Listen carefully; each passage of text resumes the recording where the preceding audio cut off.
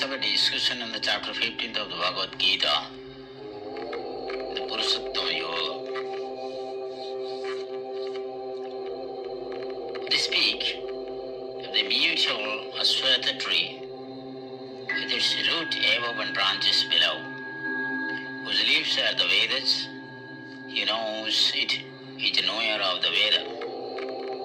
Its branches, nurtured by the gunas, spread below and above. Its shoots are the sense objects, and its roots links are stretched below, producing actions in the world of men. With the sword of knowledge, obtained by spiritually fruitful association with holy men, one should cut off one's infatuation for this world. By adoring Hari through the hearing and recital of the text dealings with its glories and excellences, one gains the spiritual consciousness that rules the Atma and not the body, and attains to Sri Hari, which is the goal of the aspirant beyond the limits of transmigratory existence. The family tree of ours is very large. It has its roots above us, and the branches are ever growing below. This tree has its roots in the past, and the branches are in the future. If not caught with the sword of discrimination, it binds us as slaves to it. Vairagya or detachment is the only weapon with which we can be freed from this enslaving tree of time, space, and causation.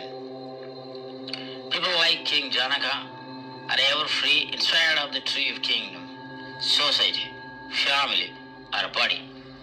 Yajnavalkya was teaching his disciples the greatness of the Vairagya.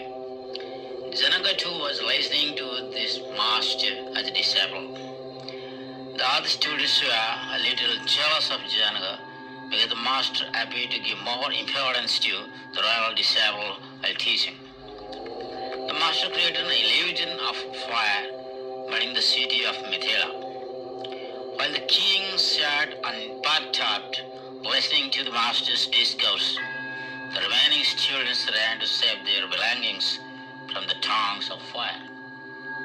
Janaka is free from all. He is not bound to anything or anybody, neither body nor mind, nor even the kingdom and wealth can ever bind him. Misery comes through attachment, not through work. As soon as we identify ourselves with the work we do, we feel miserable. But if we don't identify ourselves with it, we don't feel that misery. The sun doesn't illuminate it, nor the moon, nor the fire. That is my supreme state teaching, which they do not read. The God explains in this way. Those devotees who consider me their nearest and dearest, the soul, son, companion, teacher, friend, and chosen deity, remain deathless in that abode of peace. For on inking time, my weapon of universal destruction has no sway over them. All of us have three bodies. The physical body is the gross, bulky or lean, tall or short, white or brown, masculine or feminine, healthy or sickly, and so on. In this body is yet another body, which acts and moves, speaks and sings, suffers and enjoys, and that is mind, the subtle body with which we experience all in the dream. To enjoy or endure the fruits of our actions, performed with the gross and the subtle bodies, we have the causal body. It is this body that is reborn, taking upon it once again the subtle and gross bodies. This is but the chain of birth, death, and rebirth to bind us forever in serfdom. Gross body may be bound in some. Even if it is free, subtle body is bound in the chains of attachment in some. And finally, the causal body is forever enchants unless and until it extricates itself from all and merges with the all-forbidding Brahma or Atma. In other words, the Jiva is to merge with Shiva. The drop is to merge with the ocean. The Ghatakasa is to merge with Mahakasa. The salt doll is to merge with the sea. Each soul, each potential divine. The goal is to manifest this divinity within my controlling nature, external and internal. Do this either by work or by worship, or physical control or philosophy, by one or more or all of these, and be free. This is the whole of religion. Doctrines, dogmas, rituals, books, or temples, or forms are but secondary details. If the fisherman thinks that he is the spirit, he will be a better fisherman. If the student thinks he is the spirit, he will be a better student. If the lawyer thinks that he is the spirit, he will be a better lawyer.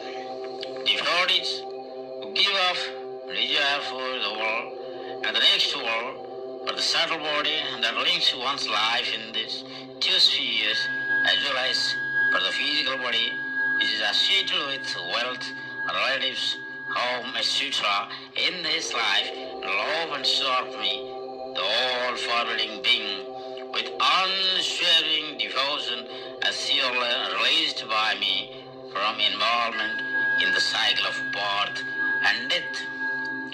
Verily, a part of myself, having become this eternal embodiment soul, draws to this world of being the sense with the mind as the sixth, with raised in nature.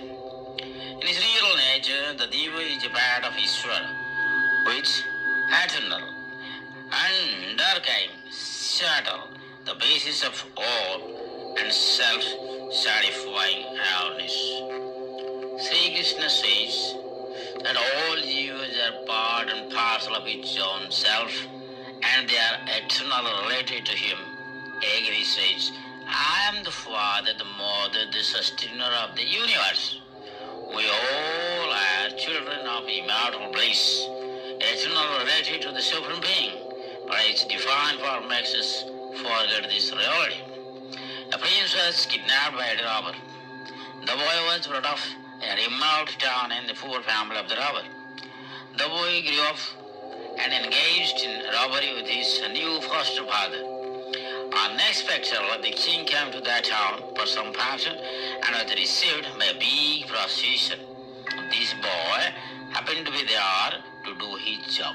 The moment he saw the king sitting in the horses, he remembered that he was his real father and rushed to him, calling loudly, Father, Father.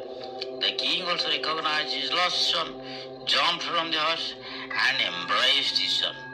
The lost son got back his kingdom and was made a king by his father later.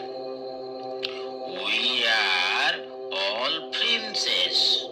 The shares of divinity within us is wealth. But in the human garb, we have lost our real kingdom and roaming on this foreign land.